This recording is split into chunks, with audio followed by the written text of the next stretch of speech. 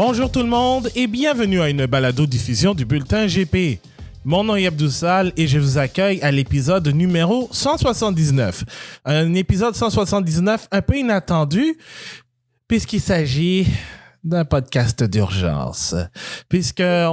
En fait, durant la journée de mardi, au beau milieu de la pause dîner du midi, on a eu une nouvelle, je dirais pas choc dans un sens, mais plutôt inattendue dans un sens et attendue dans l'autre.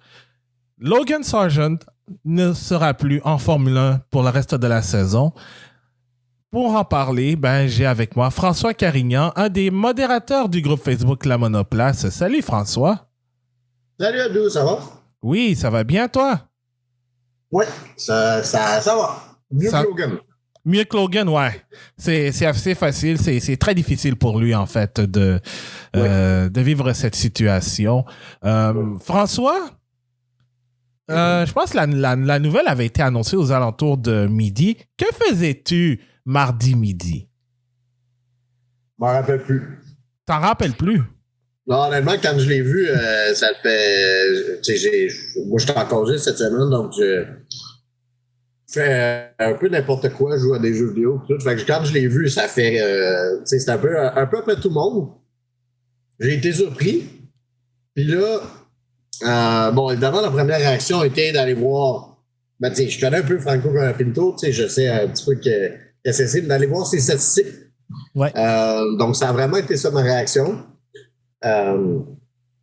Puis aussi d'aller voir les réactions de Williams, etc., de voir un petit peu les commentaires de James Walls et tout. Mais bref, pas surpris du geste, peut-être surpris de la personne choisie. Mais ça, je pense qu'on va y revenir. Ouais. Écoute, moi, j'étais en train de me magasiner un nouveau forfait de téléphone. Lorsque d'abord, quand j'ai su ça, la première, c'était via le journaliste néerlandais Erik van Haren de Die Telegraaf, qui est aussi celui qui a dévoilé ce qui se passait dans le cas de Christian Horner et les allégations d'inconduite. Et il disait que c'était justement Colin Pinto qui devrait avoir des annonces dans quelques heures. J'ai envoyé le tweet au groupe de modération de la Monoplace. Moi, je disais, oh, OK, ça... Erik van Haren est un journaliste assez sérieux et réputé. Et genre, quelques minutes plus tard, boum, communiqué de Williams qui sort. Ça a été une énorme surprise. Et en plus de ça, entre-temps, j'ai mes amis qui m'annoncent qui sont officiellement canadiens parce qu'ils ont passé le test de citoyenneté, la sermentation. Donc ça, c'est une magnifique nouvelle. Donc félicitations à eux. Félicitations à eux, tu leur passeras le mot. Ah oui. Donc, oui, effectivement, je leur passerai le mot. Et s'ils nous écoutent, je les salue, évidemment. Mais bon, on va revenir au vif du sujet. Logan Sargeant, remercié par Williams dans la semaine du Grand Prix d'Italie. On va se le dire, et je pense qu'on est pas mal d'accord. Logan Sargeant qui est remercié par Williams avant la fin de la saison, à ce point, ce n'était plus un secret. Je trouve honnêtement aussi que c'est un peu inutile. Je pense, en tout cas, on pourra en revenir, mais je pense que de la façon que c'est parti pour Williams, n'importe quel pilote va pas sauver cette écurie-là. En même temps, c'est un petit peu de dommage pour quiconque rentre parce qu'il n'y a aucune chance de préserver ce siège-là l'an prochain parce que ça va être Carlos Sainz. Mais bon, hâte de voir un petit peu comment il va se comporter. C'est pas, encore une fois, un peu de la même façon que Sargeant, c'est pas un pilote qui rentre avec un gros CV bien garni. C'est un pilote qui est correct. Il se trouve genre 5 ou 6e, si je ne me trompe pas, en ce moment en F2. Mm-hmm. Et puis, Sargent, c'est ça. Là, c'était à peu près les mêmes chiffres, si je ne me trompe pas. Sa dernière saison en F2 là, avait terminé en 4-5e place. 4e place, je vois. Fait que, c'est relativement similaire en termes de talent ou au moins en termes d'accomplissement d'un niveau inférieur. Ouais. Parce que, évidemment, et fort probablement, la goutte qui a fait déborder le vase, c'est son violent accident lors des essais libres du samedi matin. Ouais. Ça, c'était violent, mais ça coûte cher à Williams monétairement et ça a coûté cher aussi pour réparer. Humainement, ça a coûté cher pour réparer la voiture. Il a dû partir en bas-fond. Ne s'est pas proprement dit qualifié avec un tour. Mais malheureusement pour Logan Sargent, avec 36 courses, il n'a obtenu qu'un point qui avait lieu lors du Grand Prix des États-Unis, mais qui a été aussi le résultat des disqualifications de Lewis Hamilton et de Charles Leclerc. Néanmoins, qui était quand même une de ses meilleures performances de la saison parce que durant l'ensemble du week-end, il était dans le coup pour aller justement finir dans les points. Et justement même lors du Grand Prix des Pays-Bas l'année dernière, il s'était qualifié dans le top 10. Malheureusement, il a accidenté sa voiture. Et en plus, en course, il a aussi accidenté sa voiture. Donc, ça a été plutôt difficile pour Logan Sargent. Ouais, ben, moi, c'est vraiment, là, dernièrement, ce que je trouvais positif dans son cas, c'est qu'il ne faisait pas parler de lui pour les mauvaises raisons. Ça faisait un bon bout de temps qu'il n'avait pas eu un incident du genre. Et puis, je trouvais aussi, je me dis, j'essaie de regarder, là, faire un pas de recul, puis de regarder un petit peu ça. Et je me dis, si jamais James Walls était confortable de le garder au début du summer break, durant le summer break, puis que tout de suite après, tu fais une course, puis que tu fais une niaiserie, puis que t'es out, ça te donne une idée à quel point il vivait sur la corde raide, là. Ouais. Parce que d'habitude, quand il y a des changements à faire, si jamais les écuries ont le choix de faire des annonces ou quoi que ce soit, souvent ça va être pendant ces quelques semaines-là. Ça leur permet de préparer leur annonce, de préparer aussi à quiconque va prendre la place là, d'au moins d'arriver de prendre, si on veut, là, de prendre sa chaise, si on veut, dans l'organisation. Je trouve que si jamais il était vraiment si proche de se faire mettre dehors, je trouve juste ça particulier qu'il ait attendu une course après la pause estivale pour le faire. Ben, tu vois, il y a peut-être une explication, puis je suis en train puis je lisais ça tout à l'heure, c'est sur le site officiel de la Formule 1, Lawrence Barretto qui dit que après l'accident de Sargent samedi après les essais libres, James Valls, le directeur principal de Williams, a passé l'après-midi et le soir à, poser des questions aux autres équipes à propos des pilotes qui pourraient le remplacer. Donc, à court terme, dès le Grand Prix d'Italie. Exact. Donc, c'est-à-dire que la décision n'était pas prise avant, ça a été fait directement sur le champ. Ouais. Donc, ce qui veut dire que le remplace, peu importe que ce soit Franco Colapinto ou autre, allait avoir très peu de temps pour s'acclimater avec la Williams de toute manière. Alors, oui. La décision, déjà à la base, changer de pilote en cours de saison n'est jamais facile, mais de le faire un peu à la dernière minute, entre guillemets, c'en est une autre. Et surtout, si on doit aller chercher dans d'autres équipes surtout au niveau des pilotes réserves pour justement les 9 prochaines courses et les 3 prochaines sprints. Donc, je crois que... Et même, je sais pas pour toi, mais j'ai vraiment l'impression que la patience de James Valls, elle était faible envers Logan Sargent depuis bien plus que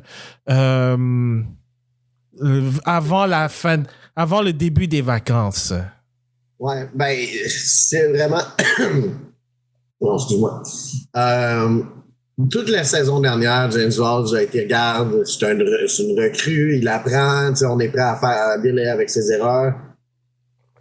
Je dirais que ce discours-là a à peu près pris fin autour du Grand Prix de Miami. Miami, Émilie-Romagne, Monaco, dans ce coin-là. Il apprend, on va le laisser le temps. C'est vraiment son accident à Miami, malgré le fait que ça soit pas du tout de sa faute. C'est peut-être plus celle de Kevin Magnussen. Je pense que ça a vraiment été comme ce qui a fait changer la balance pour James Valls. Et ensuite de ça, je pense que sa course au Canada était atroce. Oui. Ce qui n'a pas aidé.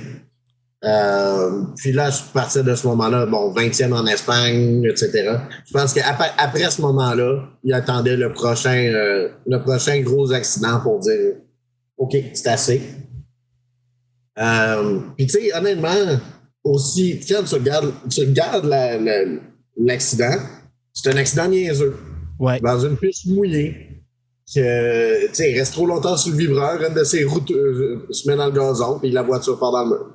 C'est le genre de truc que les pilotes doivent être conscients de où est-ce qu'ils se trouvent sur la piste à tout moment, de l'état de la piste à tout moment.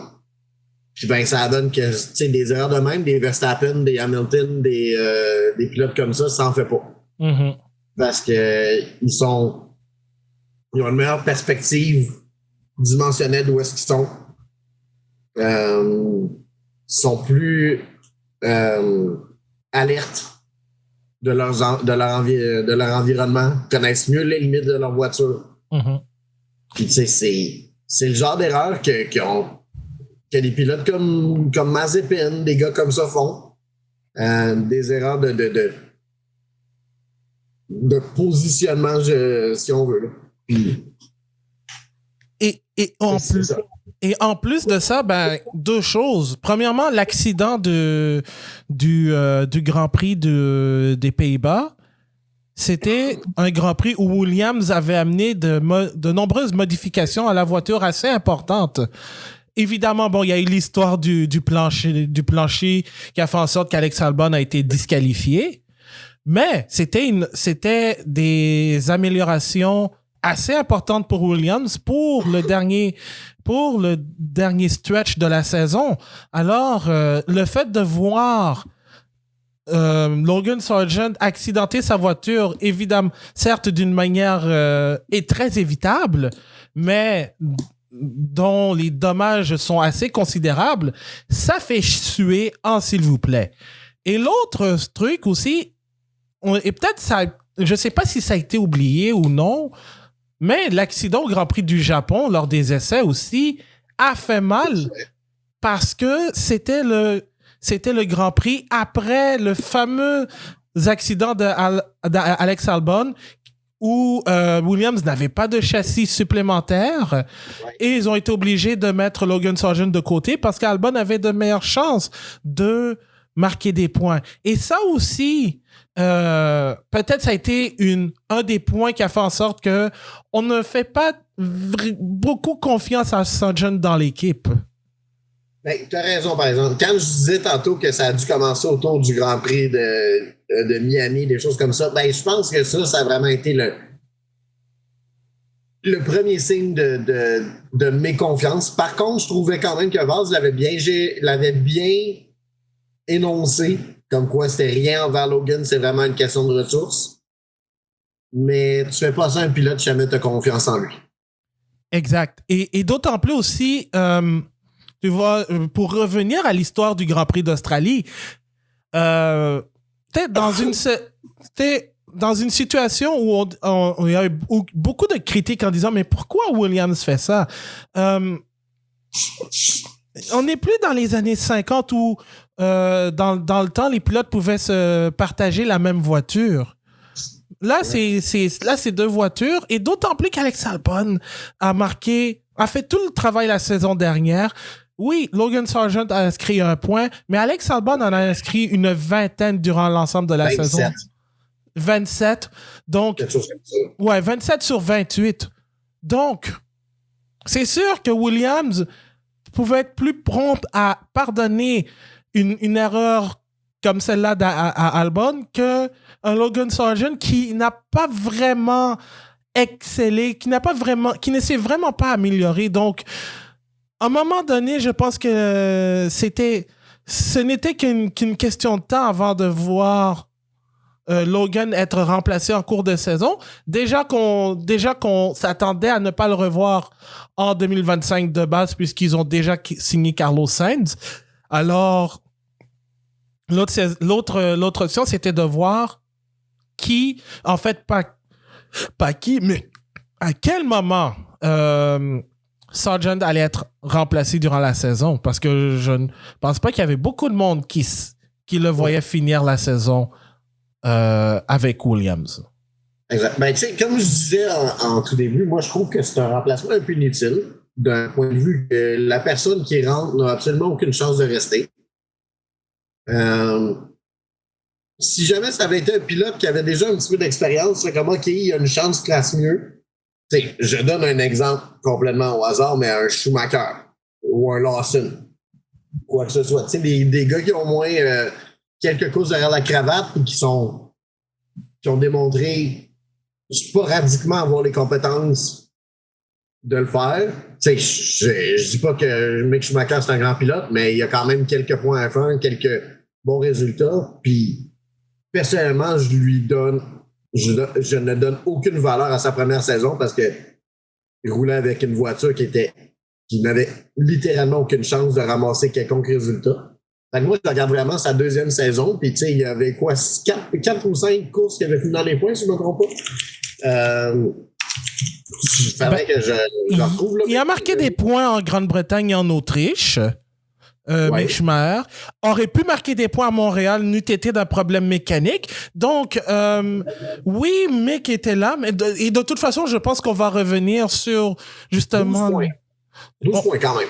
Donc, on va revenir un peu sur le cas de Mick parce que c'est quand même très important ce que tu mentionnes, mais je veux parler d'abord du remplaçant officiel de Logan Sargent, Franco Colapinto, parce que je pense que ça a vraiment surpris tout le monde. On s'attendait peut-être à ce que non seulement Logan Sargent ne soit pas remplacé dès le Grand Prix d'Italie, mais peut-être un peu plus tard dans la saison, ou bien même Liam Lawson, mais c'est Franco Colapinto. Donc, qui est-il en fait? Donc, Colapinto est un jeune pilote argentin de 21 ans qui est membre de l'Académie Williams depuis 2023. Il est champion de la Formule 4 espagnole en 2019. En quelque sorte, un protégé de Fernando Alonso qui a justement découvert ses talents. Il est actuellement 6e en Formule 2 à sa première saison, a remporté le sprint à Imola et j'aime bien le dire au désagrément de Paul Aron puisque ça a été un superbe dépassement de Colapinto dans le dernier tour à Tamburello. Corsé, mais Aron l'a poussé un peu à l'extérieur. Et il a ajouté à ça deux autres podiums durant la saison. Donc, actuellement, il se retrouve devant un certain Andrea Kimi Antonelli, dont le secret de Polichinelle est qu'il va aller chez Mercedes dès la saison prochaine. Ça reste à confirmer, à moins qu'un certain Max Verstappen dise « Non, moi, c'est fini Red Bull, mais ça, c'est autre chose. » On est loin de ça. On est loin de ça. Mais Colapinto est quand même un pilote que Williams semble avoir un intérêt. Il il le trouve bon. Et en plus, il a participé à la première séance d'essai libre du Grand Prix de Grande-Bretagne cette année. Et en plus, toujours dans l'article que j'ai lu sur F1.com de Lawrence Barreto, Colapinto était là mardi pour, évidemment, ses obligations de pilote d'académie.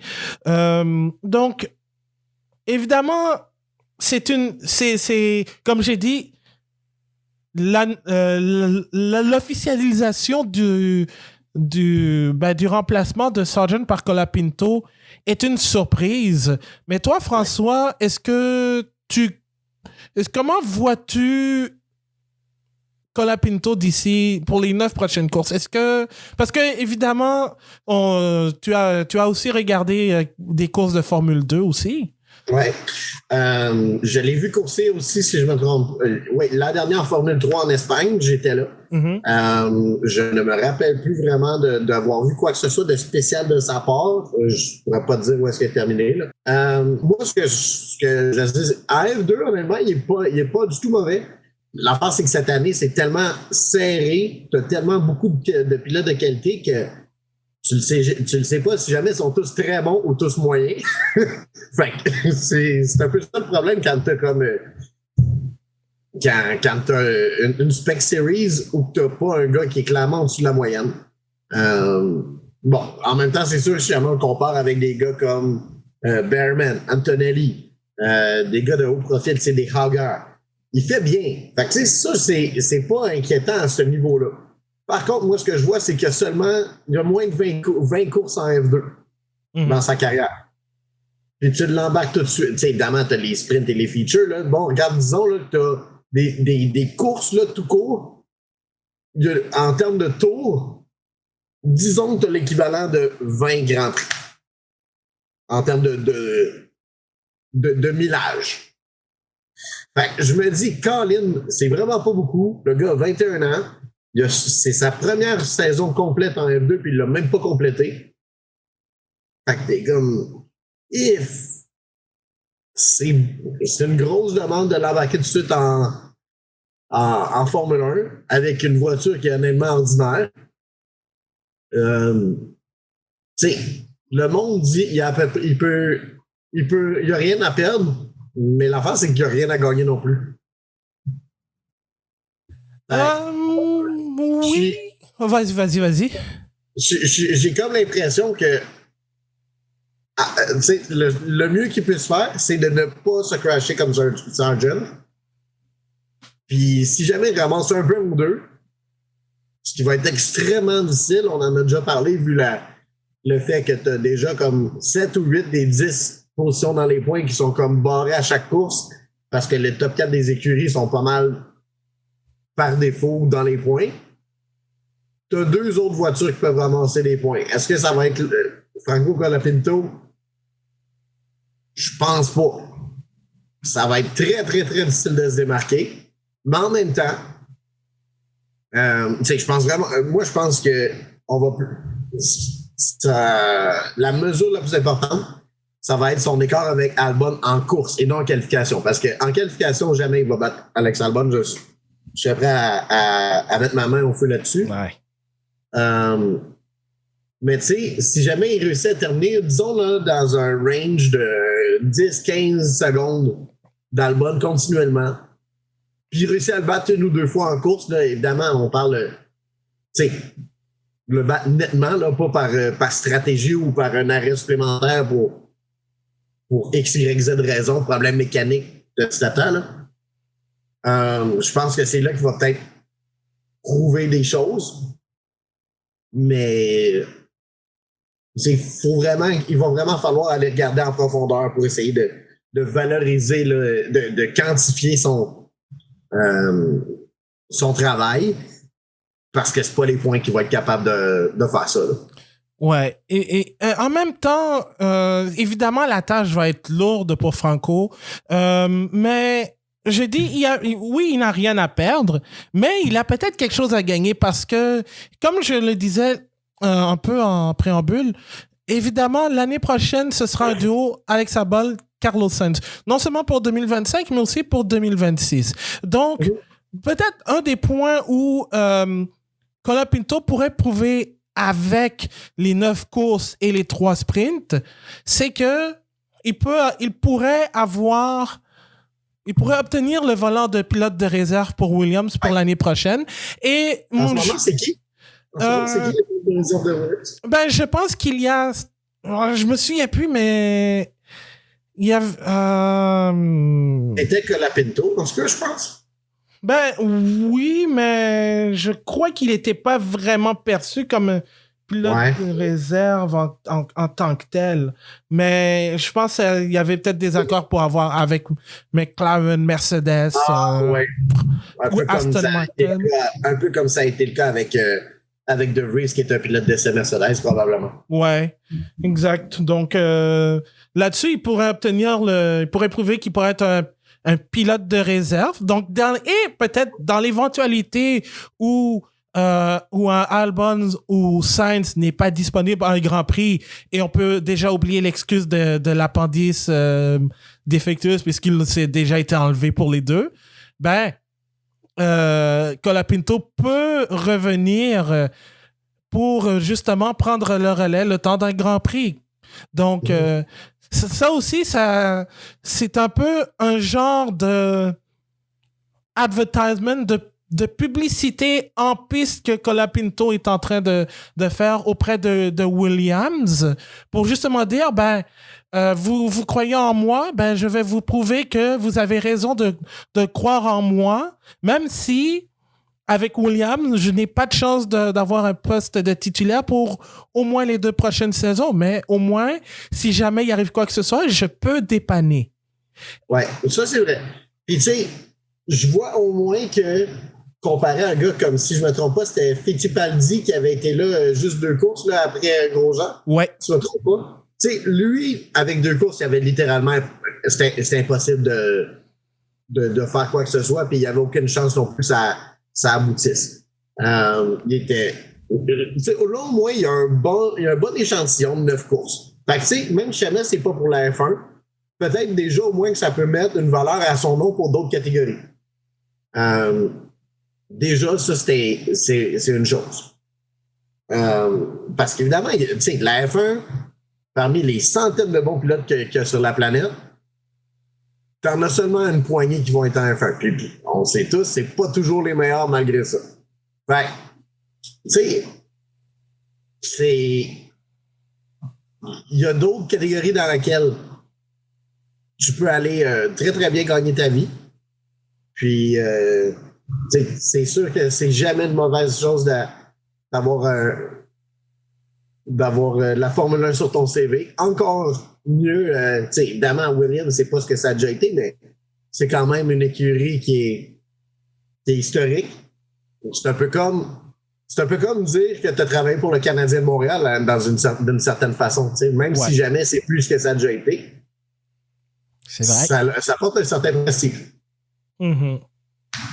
Exact. Et en plus de ça, ben, je sais pas si je l'ai dit, mais de toute façon, je pense qu'on va revoir Colapinto en Formule 2 l'année prochaine, vu que tant qu'il ne sera pas champion, au moins il va pouvoir retourner en Formule 2 l'année prochaine et peaufiner son pilotage d'ici là, parce que en plus il montre de bons trucs cette saison. Je pense que ça a été une belle découverte personnellement cette année. Évidemment, le regard est porté sur les Antonelli, Berman, Adjar et compagnie, mais tu as des pilotes qui sont en train d'éclore, comme par exemple, justement, Colapinto, Gabriele Portoletto, Paul Aron surtout. Donc... Denis Hauger aussi qui fait bien. Qui ça? Hauger aussi. Oui, il est très malchanceux, mais très, très bonne saison. Exact. Donc, dans ce cas-là, le mieux, c'est de se démarquer. Et je sais que il y a eu beaucoup de gens qui ont critiqué la décision et qui viennent ou qui chient aussi sur Colapinto vu ses résultats, mais c'est facile de chier sur quelqu'un qui en est à sa première saison et surtout aller gagner une course de Formule 2 aussi, de la manière dont il a gagné à Imola. quand même, il faut le faire, hein, parce que s'il est capable, et en plus, Williams dit que c'est un pilote qui apprend rapidement. Donc, s'il est capable de faire d'apprendre les leçons qu'il a apprises en Formule 2 pour les reproduire la saison prochaine, il pourrait être un sérieux candidat au titre. Mais s'il est capable d'apprendre ce qu'il a appris, non seulement en simulateur, mais aussi lors de la séance d'essai libre en Grande-Bretagne, il pourrait vraiment impressionner. Mais évidemment, l'objectif n'est pas d'atteindre la Q3, c'est d'essayer de sortir de la Q1 en premier lieu et de ramener la voiture en un morceau parce que Williams veut aller chercher Alpine au championnat des constructeurs. Ouais. Donc, j'ai bien hâte de voir qu'est-ce que ça va donner.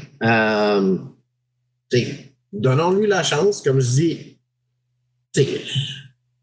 ça va être très, très difficile pour lui de se démarquer en surface. Mais je suis sûr que Williams, surtout quelqu'un qui est analytique comme James Valls, qui semble très, très bien préparé, qui connaît ses affaires, connaît ses chiffres, va être capable d'apprécier son travail si jamais... Malgré les points, malgré tous les résultats apparents, si jamais il fait un bon travail, je suis sûr que Williams va être capable de le remarquer. Puis, comme tu dis, là, peut-être de lui offrir une opportunité de rester comme pilote de réserve ou de le promouvoir ailleurs. Exact, parce que il y a aussi, je pense, j'allais dire Zach O'Sullivan, mais lui, je pense qu'il est avec Aston Martin, je crois. Mais il y a Luke Browning aussi, qui a remporté le Grand Prix de Macao aussi, qui fait partie de l'Académie Williams. Donc, lui aussi, ça risque d'être un pilote à surveiller. Donc, Williams a quand même de bons jeunes. Donc, dont fait partie Colapinto. Donc, certes, c'est une opportunité, mais aussi, pour l'Argentine, d'avoir un premier pilote de participant à un Grand Prix depuis Gaston Mazzacane en 2001 dans une Prost complètement pas compétitive. Et même encore aujourd'hui, je me demande comment Jean Alesi a réussi à marquer des points à Montréal avec une Prost pas très, très compétitive. Mais oui, donc Mazzacane était le dernier Argentin à participer à un Grand Prix de Formule 1. Et évidemment, c'est un pays qui a quand même une riche histoire en course automobile. Évidemment, on connaît tous Juan Manuel Fangio, il y a José Frolian González, Esteban Guerreri qui fait du touring car, José María López en endurance. Donc, il y a des pilotes qui ont laissé leur marque dans la course automobile de la meilleure manière. Et je pense que les Argentins espèrent que Colapinto fasse de même. Évidemment, ça risque d'être plus long parce que il se retrouve, comme on l'a dit, dans une situation où il n'aura pas de volant comme titulaire pour 2 ans avec Williams. Bon, avec Audi, c'est une autre chose. Sauber/Audi, c'est une autre chose. Mais pour l'Argentine, au moins, c'est une bonne nouvelle. Surtout après la nouvelle après avoir appris la nouvelle comme quoi Agustín Canapino, lui, en IndyCar, ne terminera pas la saison cette année. Donc, c'est une bonne nouvelle. C'est une bonne nouvelle pour les partisans argentins, en espérant que certains d'entre eux soient plus polis que ce qu'on a vu avec ceux d'Agustín Canapino. Pour mettre en contexte, il y a des fans du pilote argentin qui ont menacé de mort Théo Pourchaire après un clash entre les deux à Détroit en IndyCar, et les 2 fois où Canapino et Callum Ilott se sont accrochés la saison dernière avec Junko Solinger Racing. Et d'ailleurs, les 3 cas ont été mal gérés. J'espère qu'on ne verra pas ça en Formule 1. Déjà qu'il y a des fanbases qui sont assez explosives, et on ne nommera pas de nom de grâce. Donc, on ne veut pas ça non plus. Donc, et on ne nommera pas de nom, mais tout ça pour dire qu'au moins l'Argentine va avoir un pilote qui va participer à un Grand Prix, et j'ai aussi oublié Carlos Reutemann qui a remporté aussi un championnat. Carlos Reutemann aussi qui a fait les bons jours pour l'Argentine en Formule 1. Mais sinon, François, pour compléter, on va finir sur ce gros point. Il y avait évidemment d'autres noms qui circulaient pour remplacer Logan Sargent. On a parlé de Mick Schumacher, il y a eu Liam Lawson, il y avait un peu du Shango Stoffel Van Dorn. On sait déjà... Hein? C'était rendu loin quand tu t'en vas chercher là. Il y en avait peut-être... Pour moi, peut-être 3, là, mais... Mm-hmm. Tu peux creuser à en chercher plus, mais... En tout cas, vas-y, continue. Mais... parce que je sais que tu as évoqué Mick Schumacher, mais ça aurait été déjà un problème et il n'aurait pas été disponible tout autant Stoffel Van Dorn aussi, parce que les deux seront à Austin pour la course d'endurance qui a lieu la même fin de semaine. Quoique, pour Mick Schumacher, lui qui roule pour Alpine, il y a déjà un pilote de réserve en Jules Gounon qui a d'ailleurs participé à une course pour remplacer Ferdinand Habsburg qui s'était blessé lors d'essais privés. Donc, à moins que je me trompe, je pense que Gounon aurait été disponible. Et Stoffel Van Dorn aussi avec Peugeot. Lui, il roule avec Peugeot aussi, donc les deux n'auraient pas été disponibles. Liam Lawson aussi avait été un nom qui a été souvent évoqué pour remplacer Williams. C'est l'autre, vraiment, que je ressortais comme le plus logique candidat. Puis, tu sais, aussi la façon que Horner avait dit si quelqu'un en a besoin, on va leur prêter, aucun problème.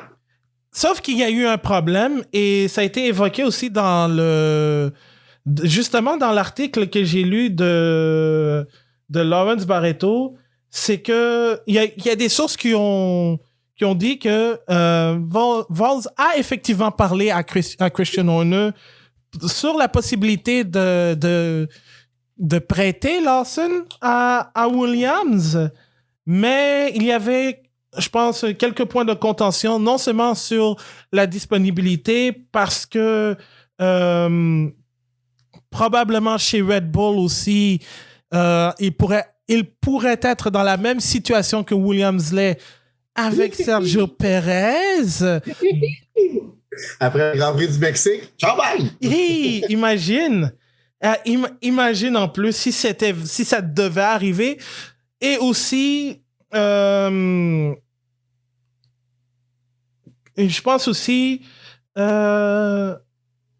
est-ce que Williams serait aussi prêt à accepter de relâcher, de redonner entre guillemets Lawson si jamais Red Bull avait besoin de leur service.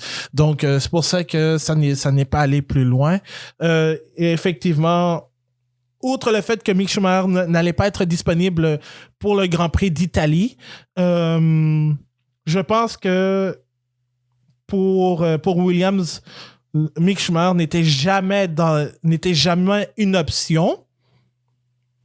Je crois que la même chose ça aurait été la même chose pour Andrea Kimi Antonelli aussi. Parce que je crois que Williams, ce qu'il voulait, c'était donner la chance à un de leurs pilotes d'académie, et Colapinto a les points de super licence requis pour participer à un Grand Prix de Formule 1. Donc, je crois que le choix, bien que, certes, nostalgique pour certains, logique pour d'autres, dans le cas de Lawson, je pense que celui de Colapinto est surprenant, mais aussi logique dans le sens où, au moins, Williams a une option à court terme dans leur académie. Ouais. Ben... C'est vraiment dommage que d'un point de vue horaire, ça ne fonctionne pas, parce que je pense personnellement que Michael, que Mick Schumacher, oui, Michael, si jamais il était encore capable de courser, peut-être qu'il serait le meilleur choix. Je pense que Mick Schumacher, honnêtement, aurait été le choix, si on veut, le plus performant, le plus compétent immédiatement pour Williams. Bon, c'est sûr que tu remplaces un Crash Happy avec un autre. Fait que de ce point de vue-là, ça fait toujours. Ça dérange toujours autant les mécanos et James Voss d'un point de vue dépenses et réparation. Mais bon, il a démontré dans sa saison 2022 chez Haas qu'il est capable d'être franchement bon avec une voiture ordinaire. Mm-hmm. Pas extraordinaire. Il est bon. Point.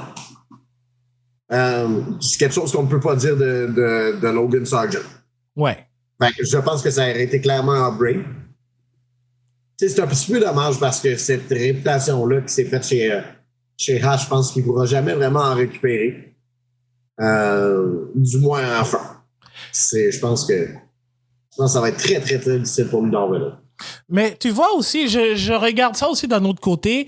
Si Williams avait vraiment voulu jeter leur dévolu sur Mick Schumacher, ça aurait été aussi exemple si on fait de la course à Austin en fin de semaine en endurance, ça aurait été aussi une belle manière pour Mick Schumacher de se mettre en publicité pour, je dirais par exemple, Audi, Sauber. Oui, absolument. Et c'est pour ça que je trouve que c'est un petit peu dommage parce que c'est un gars qui vient, évidemment, avec son nom, vient de l'argent. Fait, c'est un pilote qui a une certaine valeur.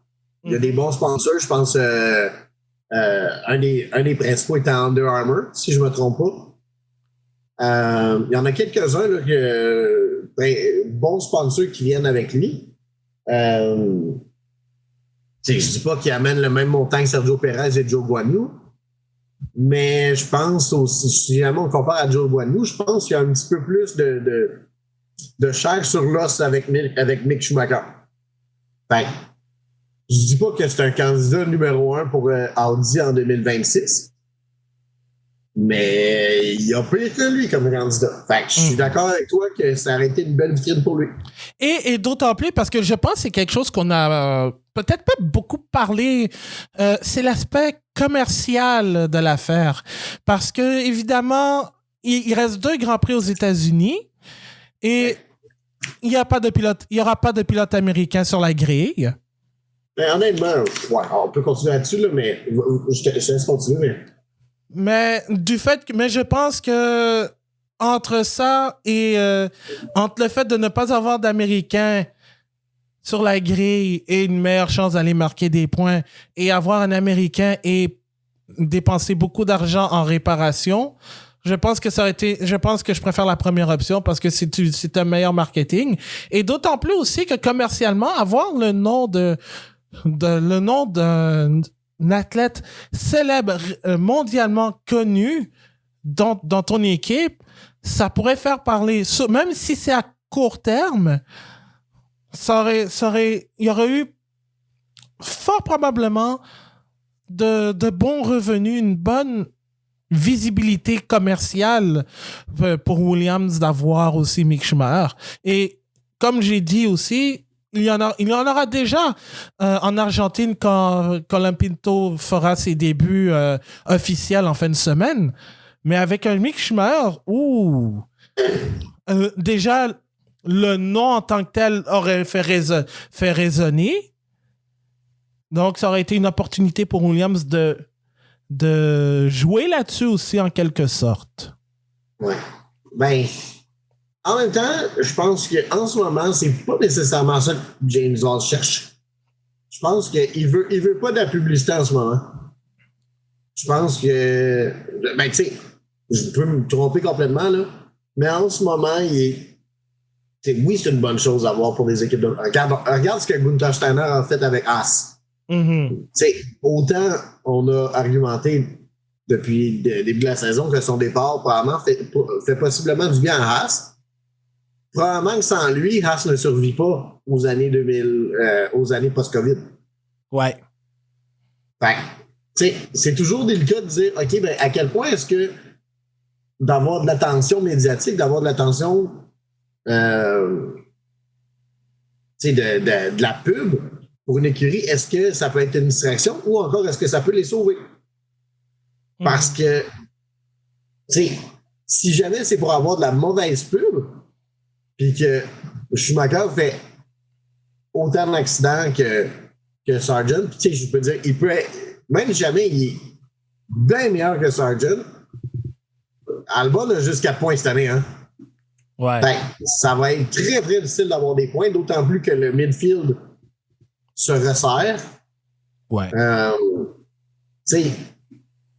Je pense pas que Williams va ramasser 10 points d'ici la fin de l'année. Ouais. Sinon, ça va être dans des conditions extraordinaires. Puis, je mettrais pas... je mettrais pas une grosse pression sur le pilote qui va venir aider Albon. Bon, là, dans ce cas-là, c'est Colapinto, mais n'importe qui serait venu remplacer Sargent. T'as une période d'adaptation à la voiture, etc. Ça aurait été très, très ingrat de demander des résultats immédiats qui comptent. Ouais. Bon. Sargent n'avait pas de points, fait que tu peux essentiellement pas faire pire dans ce domaine-là. Mais, en tout cas, si jamais il termine dans le top 12, top 13, dans sa première course, déjà, ça va être bon. Ensuite de ça, c'est quoi les autres courses qui s'en viennent? Il y a Azerbaïdjan, Singapour, qui sont des circuits urbains. Singapour, c'est extrêmement difficile comme circuit pour un pilote recru. Là. Surtout, c'est tellement technique. Oui. Lawson s'en est quand même bien sorti l'an dernier, il faut le dire. Oh oui, il avait très bien fait Singapour en plus. Ouais, il avait même sorti Max en Q2. Oui. Hein? Oui. Fait que, tu sais, d'un point de vue comme difficulté de course qui s'en viennent, bon, ça va. Monza est peut-être, tu sais, on le dit de façon très, très prudente. Je regarde comment Nick De Vries est arrivé, puis a tout de suite bien fait. Si jamais tu as un circuit que tu veux arriver, puis tout de suite rentrer dans une voiture, puis livrer la performance, tu veux des circuits où que c'est beaucoup de lignes droites et des virages assez simples. Ouais. George Russell, quand c'est arrivé dans une voiture qui n'était pas ajustée pour lui, au circuit externe de Sakir, c'était un perfect storm. Ça adonnait bien. Ouais. J'enlèverais rien à ce qu'il a réussi, mais je suis pas sûr que ça aurait été aussi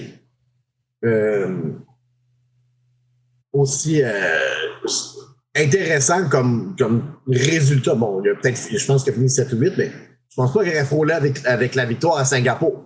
Non. Fait que, tu sais, c'est des circuits comme Monza, comme, tu sais, c'est un bon endroit pour faire tes débuts en Formule 1. Exact. Fait que c'est pas puis tu sais, c'est un circuit que tout le monde a déjà coursé à plusieurs niveaux. Fait que c'est pas un circuit qui est un secret pour personne. Je peux pas mal dire que tu sens même vérifier. J'ai l'impression que Colapinto a déjà couru là quelques fois. Ouais, surtout en Formule 3. Etc. Ouais. Probablement en F4, des choses comme ça. Fait que tu sais, il arrive pas là comme un inconnu. Probablement qu'il a fait... tu sais, je vois ici qu'il a fait quelques courses en Formule... en Formule Renault.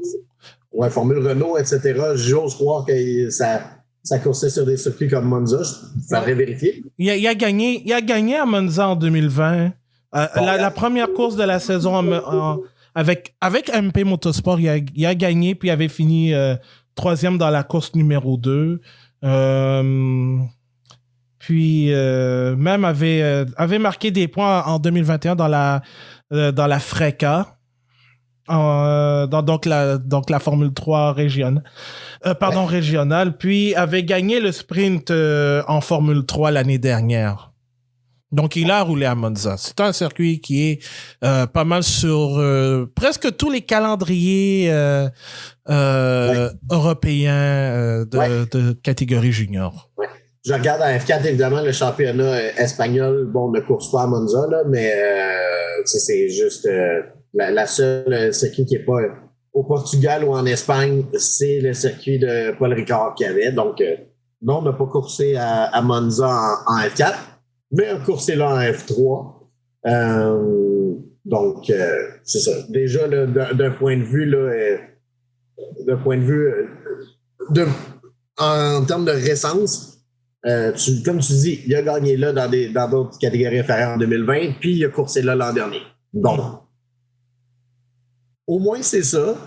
J'ai hâte de voir à Bakou, c'est un circuit qui est complètement différent. Ouais. C'est des longues lignes droites avec des virages à 90 degrés partout. Là, ça va être beaucoup plus demandant. Surtout là, avec une voiture qui, bon, est peut-être pas la plus facile à conduire. Puis ensuite de ça, bon, il y a des circuits, comme tu disais, là, qui s'en vient comme Singapour. Ensuite de ça, t'as Kota qui s'en viennent. Mexique. C'est pas des circuits faciles. Ouais. Donc, c'est pas mal ça. Ouais.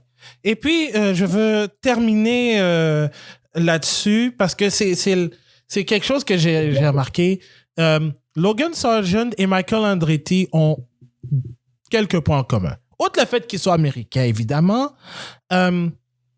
les deux sont les derniers Américains à avoir marqué des points en Formule 1. Ouais. Et les deux ont été remerciés dans les alentours du Grand Prix d'Italie.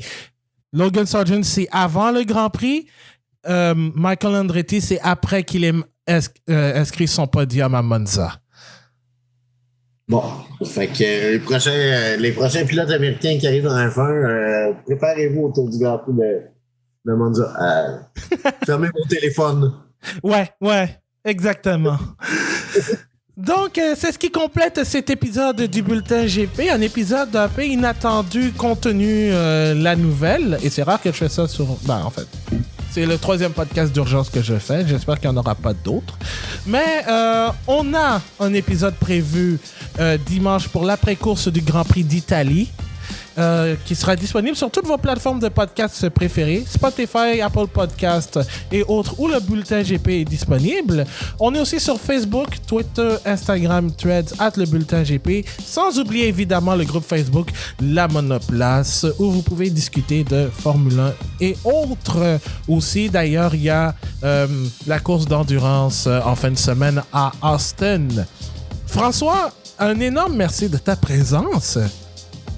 Le plaisir à deux. Et évidemment, on trinque, cheers avec ma bouteille d'eau vide. Cheers à Logan. Et cheers à Logan aussi. On lui souhaite de rebondir le plus vite possible dans une autre catégorie où il pourra montrer son talent parce qu'il est talentueux. Donc, c'est ça. On lui souhaite malgré une fin abrupte en Formule 1, la meilleure des chances à Logan pour la suite de sa carrière. Mon nom est Abdoussal, on continue toujours de rouler avec le Bulletin GP et on se retrouve dimanche pour la pré-course du Grand Prix d'Italie. Salut tout le monde! Bye!